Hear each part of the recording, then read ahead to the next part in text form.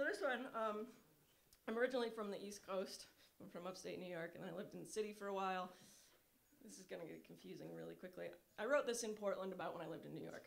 Long story short. I had just moved to New York City, got a job as a cafe and deli cashier. I was barely making rent, barely making meals, and was stuck behind the counter with a man who'd been there 14 years. My first night, after he fasted all day, he offered me some of the food his wife had made him for Ramadan. He said, "You are my daughter's age. In you, I see my daughter."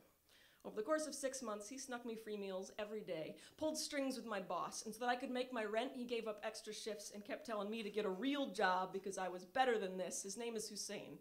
He's born in Bangladesh, but he's been a New Yorker half his life. He's got 2 daughters and a son and a wife he loves too much, I love her. In him, I see my grandfather. And through him, I begin to see the customers. "I'm sorry, I can't understand a thing you people say." Or, "I don't know how you do it in India or the Middle East or whatever, but this is New York." And I see the way those customers look to me with a smirk for some camaraderie, like I'm some white light beacon of hope for what America really is, while they make accusations like, "I gave you a 10. You dumb fucking Indian, I gave you a 10. And to prove himself, Hussein counts again, perfect change as always. And while Hussein grits his teeth, I say, "You gave him a 5, now get the fuck out of our store," but it makes no difference. I hear them everywhere with their justifications.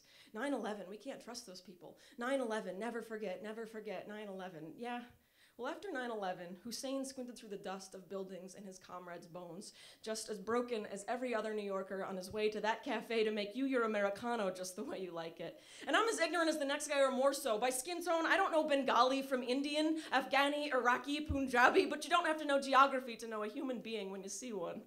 And to you, they're just turbans, elephants, curry, apu, thank you, come again, accents that come from convenience stores, right? From 1-800 numbers, accents that come from the places you go to answer the question, what does America mean to you? Well, nobody asked you. And today, a whole nation away from where those planes struck those towers, I heard my landlord scream into the phone on a technical support line, "You Indians, we should drop a bomb on you." And in my mind, I hear his name, Muhammad Hussein. Muhammad, in Arabic meaning praiseworthy. Hussein, in Arabic meaning good, handsome, or beautiful. To me, meaning the guy who saved my ass for no good reason when I had nothing and no one, but I'm sure the voice on the other end of my landlord's line can tell me that Hussein in American means murderer, means terrorist, means shop clerk. And today, I got to crying, as I did so many days on the G train, looking down at my free meals and thinking about Hussein, thinking that in me, he could see a daughter.